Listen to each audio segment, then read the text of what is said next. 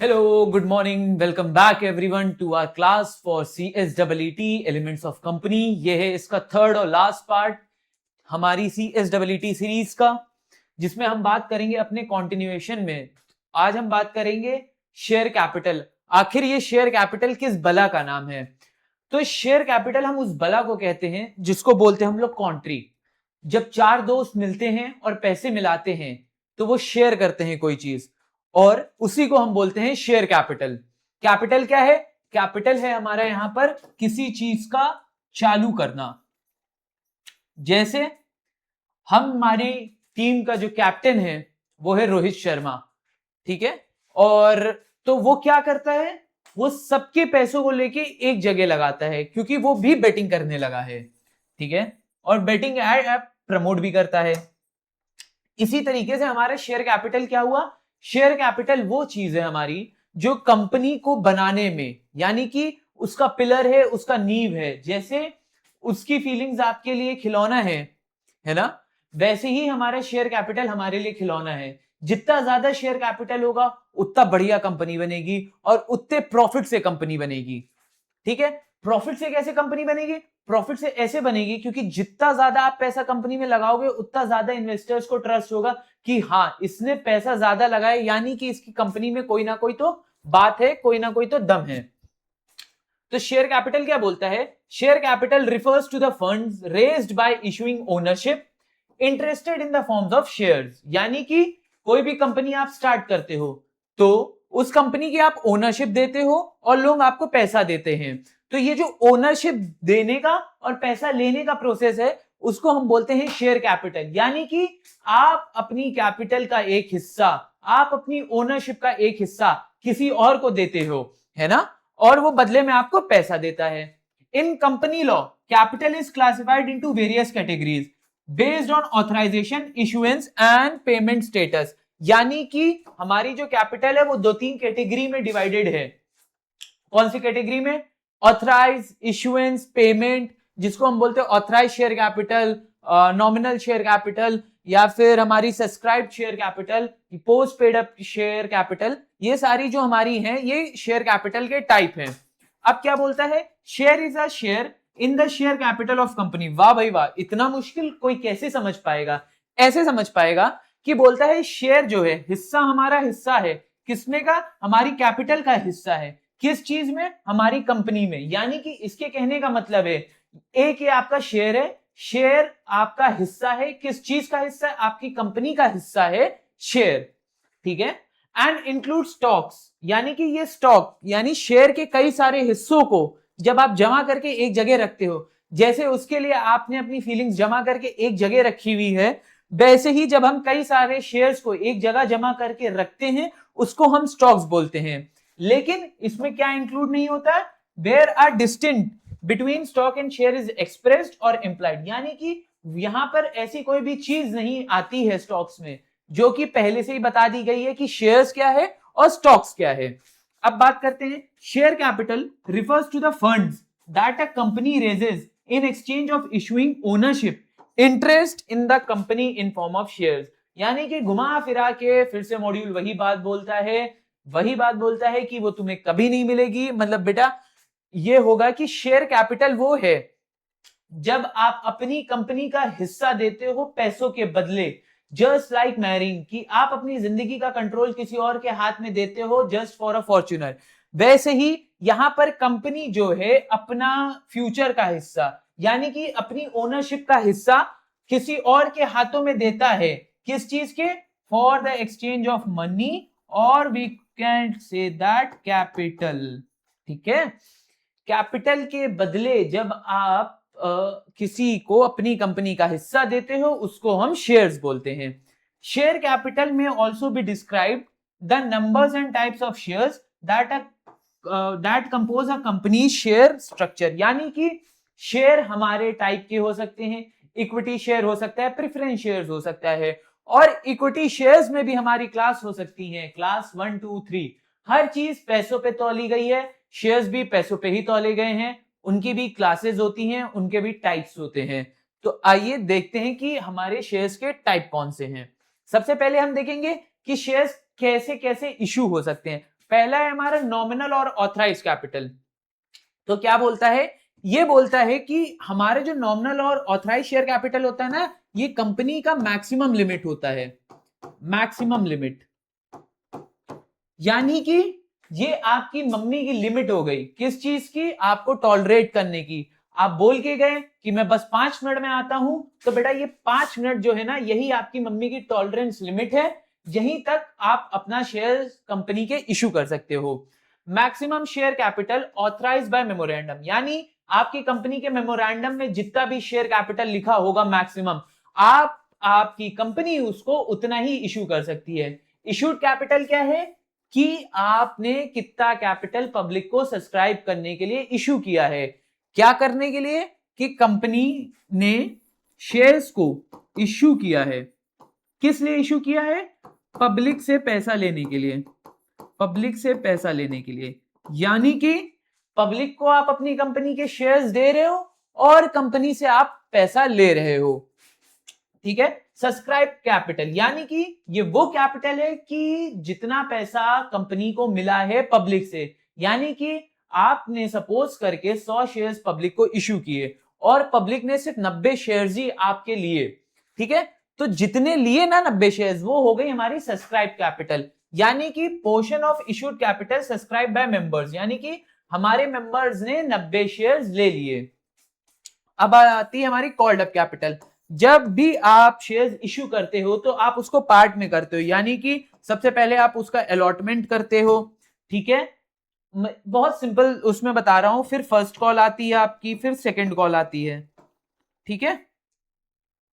सबसे पहले तो वैसे एप्लीकेशन जाती है, बट एप्लीकेशन वाला जो पार्ट है ना, ये हमारा इशूड कैपिटल के अंदर आ गया।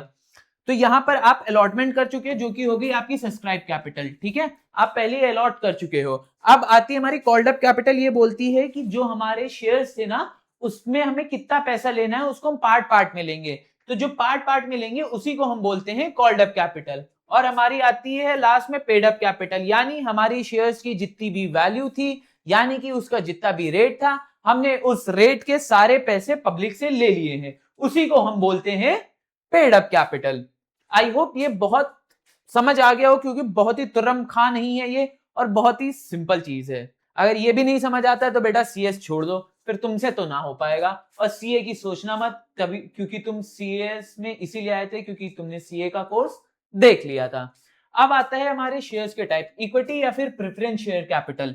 इक्विटी शेयर कैपिटल क्या बोलता है, all share capital that is not preference share capital in a company limited by share, यानी कि जो भी हमारे शेयर प्रेफरेंस शेयर्स नहीं है, वो हमारे क्या बन जाते हैं, इक्विटी कैपिटल। ये वही बात हुई कि जब आप उसके कुछ बन नहीं पाते हो तो आप बेस्ट फ्रेंड बन के रह जाते हो। यहां पर यही बोल रहा है कि हमारे पास शेयर्स के दो पार्ट होते हैं, टाइप होते हैं, जो कि पहला है प्रेफरेंस, दूसरा है हमारा इक्विटी। तो इक्विटी क्या है, इक्विटी वो है जो प्रेफरेंस नहीं है, ठीक है, जो कि प्रेफरेंस नहीं है। नाम ही से पता चल रहा है, जैसे उसने प्रेफरेंस नहीं दी, वैसे ही इक्विटी को भी किसी ने प्रेफरेंस नहीं दी। अब प्रेफरेंस शेयर्स कैपिटल की बात करते हैं। Carries preferential right for payment of dividend, fixed amount और रेट, यानी कि नाम ही से पता चल रहा है प्रेफरेंस शेयर कैपिटल है, इसको कहीं ना कहीं तो प्रेफरेंस मिल रही होगी। जैसे उसको प्रेफरेंस मिल रही है, वैसे ही यहां पर प्रेफरेंस शेयर कैपिटल में भी इसको प्रेफरेंस मिल रही है। किस चीज की, जब भी डिविडेंड का पेमेंट होगा तो इसको फिक्स्ड रेट पे मिलेगा और सबसे पहले मिलेगा, ठीक है। या फिर अमाउंट फिक्स्ड रहेगी इसकी कि इसको इतने ही अमाउंट तक मिलेगा, है ना। बढ़ सकता है अमाउंट, लेकिन कम नहीं हो सकता। Repayment of capital during winding up, यानी कि जिन जिन के पास प्रेफरेंस शेयर कैपिटल है, प्रेफरेंस शेयर्स हैं, ठीक है, उनको सबसे पहले वाइंडिंग अप के टाइम पे पैसा मिलेगा, उसके बाद क्रेडिटर्स को मिलेगा, फिर हमारे जितने भी लायबिलिटीज हैं वो सब पे ऑफ होंगी, उसके बाद अगर कुछ बचा कुचा हिस्सा होगा तो फिर वो इक्विटी शेयर वालों को मिल जाएगा। इक्विटी में हमारा क्या होता है, इक्विटी में हमारा कंपनी में कंट्रोल ज्यादा मिलता है, प्रेफरेंस में हमारा कंट्रोल कम रहता है कंपनी में। इसीलिए जब आपने शार्क टैंक वगैरह में भी देखा होगा तो लोग इक्विटी डाइल्यूट करवाते हैं पहले, सबसे पहले, क्योंकि जब इक्विटी डाइल्यूट होगी तो है ना, आपका कंपनी के ऊपर से कंट्रोल चला जाएगा। जैसे अभी आपके पास सिर्फ एक वही ऑप्शन है तो आपके दिमाग में वो घूमा करती है, बट जब आपके पास एक दो और ऑप्शन आ जाते हैं तो वो दिमाग से धीरे धीरे स्किप हो जाती है। वैसे ही यहां पर होता है कि जब आपका इक्विटी कंपनी का डाइल्यूट हो जाता है तो फिर आपका होल्डिंग नहीं रहता है कंपनी पे, आप ना फिर उसमें अकेले कोई डिसीजन नहीं ले सकते हो, वैसे भी नहीं ले सकते हो, बट मेजॉरिटी भी फिर आपको अपने हिस्से में करनी पड़ेगी कोई भी डिसीजन लेने के लिए। अब आते हैं हम किस पे आते हैं, गवर्नेंस पे। गवर्नेंस पे हमारा क्या बोलता है, board of director. Board of director क्या होता है, बोर्ड ऑफ डायरेक्टर होता है section 2 subsection 10 defines the body constitute to direct control and supervise company operation is called board of directors. Board of directors कुछ नहीं, जैसे आपके फैमिली में ग्रैंड पेरेंट्स हैं वैसे ही हमारे यहाँ बोर्ड ऑफ डायरेक्टर्स होते हैं। बस ये section 2 subsection 10 of companies act में बोलता है कि ये ऐसी बॉडी है जो कि कंट्रोल करने के लिए या फिर सुपरवाइज करने के लिए कंपनी के ऑपरेशन इसलिए बनाई जाती है, उसी को हम बोर्ड ऑफ डायरेक्टर बोलते हैं। अब इसके कुछ टाइप है, पहला इंडिविजुअल डायरेक्टर। इंडिविजुअल डायरेक्टर बोलता है नो बॉडी कॉर्पोरेट एसोसिएशन और firm can be appointed as director, section 149। Individual director खाली एक पर्सन हो सकता है, उसके अलावा कोई भी नहीं हो सकता है, ठीक है। और ये कहां लिखा हुआ है, सेक्शन 149 ऑफ कंपनीज एक्ट 2013 में लिखा हुआ है। उसके बाद आती है इसकी मिनिमम रिक्वायरमेंट क्या है, सेक्शन 49 सब सेक्शन 1 बोलता है पब्लिक कंपनी में 3 डायरेक्टर होना मैंडेटरी है, प्राइवेट कंपनी में 2 डायरेक्टर हो सकते हैं। इसकी मिनिमम जो भी रिक्वायरमेंट है वो यही है जो कंपनी खोलने के लिए होती है। ओपीसी में 1 डायरेक्टर होना चाहिए। अब company can appoint maximum 15 directors. ये आप मेरे को बताना है कि कौन सी कंपनी अपॉइंट कर सकती है, प्राइवेट कंपनी या फिर पब्लिक कंपनी, ठीक है। रेसिडेंसी रिक्वायरमेंट क्या बोलता है, section 149 subsection 3 at least 1 director must stay in India for 182 days in previous calendar year. यानी कि जो भी हमारा डायरेक्टर होता है उसको मैंडेटरी ऑर्डिनरी रेसिडेंट बनना पड़ता है इंडिया का डायरेक्टर होने के लिए किसी भी कंपनी में। और क्या बोलता है, women director, section 149 subsection 1 prescribe companies must have at least 1 women independent director in their board of directors. यानी कि सेक्शन 149 सबसेक्शन 1 बोलता है कि हम नारी मोर्चा के साथ हैं, नारी तुम संघर्ष करो, हम तुम्हारे साथ हैं, और वुमेन डायरेक्टर का भी होना मैंडेटरी है हमारे बोर्ड ऑफ डायरेक्टर्स में। अब आता है हमारा appointment and removal of directors, यानी कि आप पहले उसको अपॉइंट करोगे फिर आप उसको हटा दोगे, जस्ट लाइक योर रिलेशनशिप।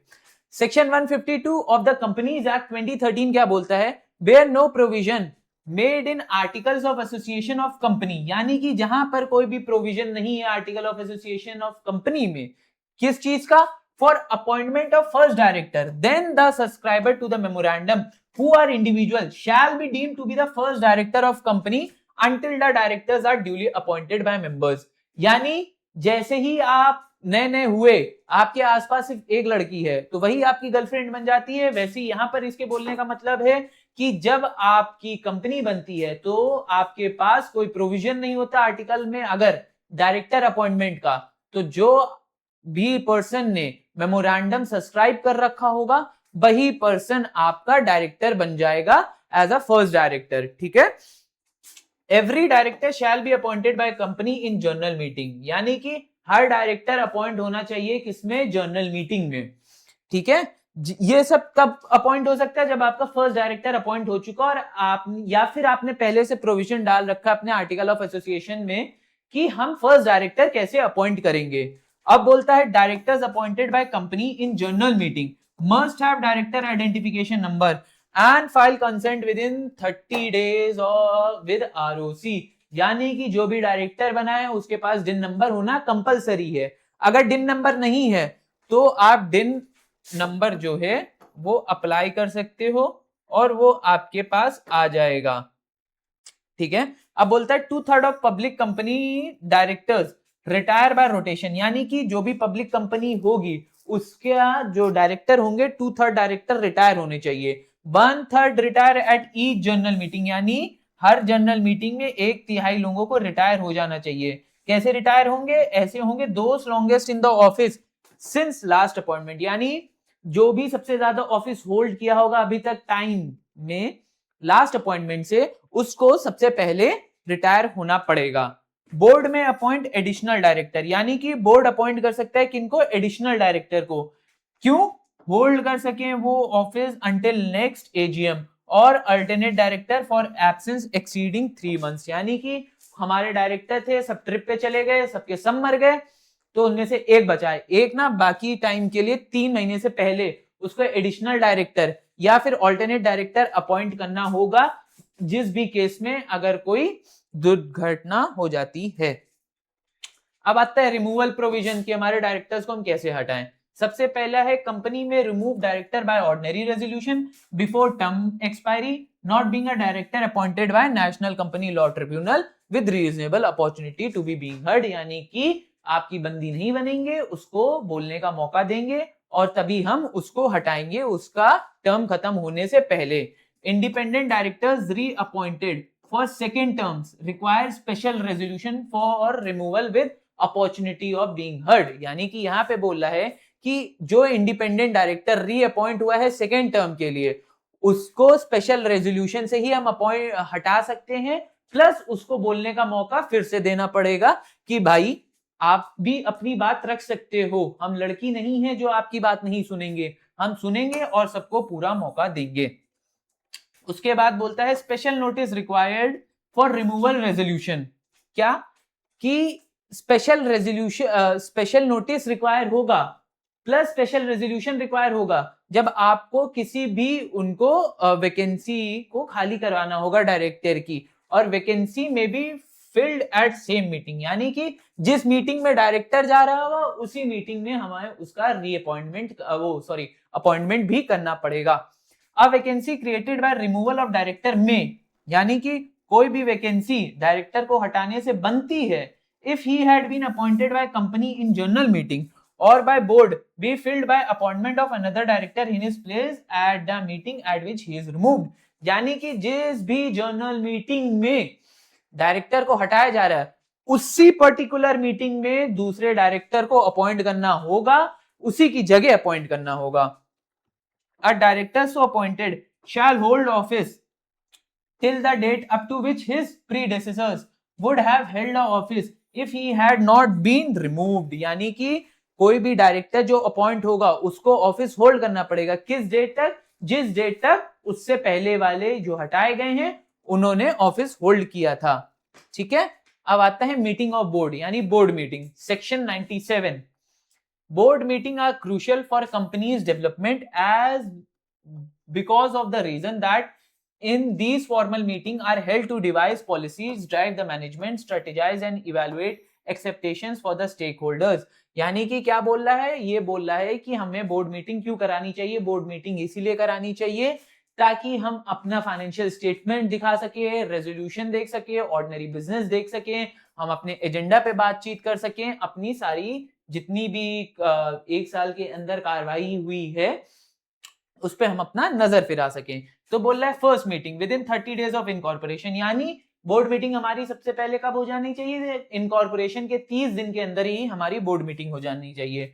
और कमेंट में बताना कि 30 दिन ही इसका टाइम पीरियड क्यों है, क्योंकि अभी मैंने पहले बताया था किसी को हमें अपॉइंट करना पड़ता है, और वो कैसे अपॉइंट होता है, वो अपॉइंट होता है कि अगर आपके आर्टिकल ऑफ एसोसिएशन में कोई प्रोविजन नहीं है तो स्पॉन्सर ही हमारा वो पर्टिकुलर इंसान बन जाता है। इसीलिए हमें 30 दिन के अंदर इनकॉर्पोरेशन के उनको अपॉइंट करना पड़ता है। किसको, ये कमेंट में बताना। Regular meeting minimum 4 meeting per year, यानी कि क्वार्टरली एक मीटिंग तो होनी ही चाहिए। एक साल में 4 क्वार्टर होते हैं, इसीलिए 4 मीटिंग मैंडेटरी हैं।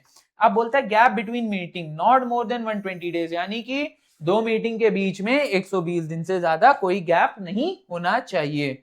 डायरेक्टर्स में पार्टिसिपेट इन पर्सन और through video conferencing, quorum 1/3 of total strength और 2 directors whichever is higher. यानी कि जो भी हमारी बोर्ड मीटिंग होगी उसमें डायरेक्टर्स को इन पर्सन या फिर वीडियो मोड में प्रेजेंट होना चाहिए, ऑडियो वीडियो मोड में। और कोरम यानी कि minimum members required for meeting, इसका मैं लिखे दे रहा हूं, minimum members required to conduct proper meeting can be termed as quorum. तो कितना होना चाहिए, 1/3 ऑफ टोटल मेंबर और 2 विच एवर इज हायर। यानी कि अगर आपके यहाँ 10 हैं तो 1/3 करेंगे आप, उतने मेंबर आपके होने ही चाहिए, यानी कि 3.5 मेंबर, और या फिर आपके पास अगर 3 मेंबर हैं तो 2 तो होने ही चाहिए। स्पेशल प्रोविजन क्या बोलता है? 1 person company, small company, dormant company require at least 1 meeting in each half of calendar year with minimum 90 days gap. Section 8 company must hold 1 meeting every 6 month. यानी कि जो हमारी ओपीसी है, स्मॉल कंपनी है, और कौन सी है? डोरमेंट कंपनी है, डोरमेंट कंपनी है, इनको एक मीटिंग 6 माह पे एक मीटिंग और नेक्स्ट 6 मंथ पे एक मीटिंग होनी चाहिए, बट इन 2 मीटिंग का गैप 90 डेज से ज्यादा नहीं होना चाहिए। और सेक्शन 8 कंपनी को मीटिंग करनी है एवरी 6 मंथ, 6 मंथ में एक बार मीटिंग तो करनी ही करनी है। ठीक है। अब बोलता है शेयर होल्डर की मीटिंग, ये क्या होती है? A general meeting is a meeting of the members of company. ये आता है हमारा section 97। AGM annual general meeting. Journal meeting provide a platform for members to express their will regarding company management through resolution. Annual general meeting क्या बोलता है? Held once each calendar year within 6 months from financial year closing. यानी कि हम देखें तो हमारी annual general meeting क्या होती है? जब भी कंपनी के शेयर होल्डर्स की मीटिंग होती है उसको हम एनुअल जनरल मीटिंग बोलते हैं, जो कि आती है हमारी सेक्शन 97 के अंदर। और ये बोलता है ये कैलेंडर ईयर में ही होना चाहिए, यानी कि जब 31 मार्च को हमारा फाइनेंशियल ईयर बंद होता है उससे लेके 30 सितंबर के बीच में हमारी एनुअल जनरल मीटिंग हो जानी चाहिए। और 2 जर्नल मीटिंग के बीच का गैप 15 महीने से ज्यादा नहीं होना चाहिए। ठीक है। टाइम एंड वेन्यू क्या है? बिटवीन 9 AM एंड 6 PM, यानी कि बिजनेस आवर्स में ही होना चाहिए। किसमें होना चाहिए? बिजनेस आवर्स में ही होना चाहिए। और कोई भी मीटिंग नॉन नेशनल हॉलीडे पे ही होना चाहिए, यानी कि कोई भी ऐसा नहीं हो कि नेशनल हॉलीडे पे आप मीटिंग रख दो। एट रजिस्टर्ड ऑफिस ही होना चाहिए, या फिर विद इन सेम स्टेट और सिटी होना चाहिए in which the registered office is of the company is situated। यानी कि अभी हमने 3 पॉइंट पढ़ा। पहला, एनुअल जनरल मीटिंग जो है हमारी मेंबर्स की मीटिंग है, यानी कि हमारे शेयर होल्डर्स की मीटिंग है, ये फाइनेंशियल ईयर क्लोज होने के 6 मंथ के अंदर हो जानी चाहिए। 2 फाइनेंशियल मीटिंग के बीच का डिफरेंस 15 मंथ से ज्यादा नहीं होना चाहिए। बिजनेस आवर्स में होनी चाहिए, और वहीं पर होनी चाहिए जहां पर हमारा रजिस्टर्ड ऑफिस है, या फिर विद इन सेम स्टेट होनी चाहिए।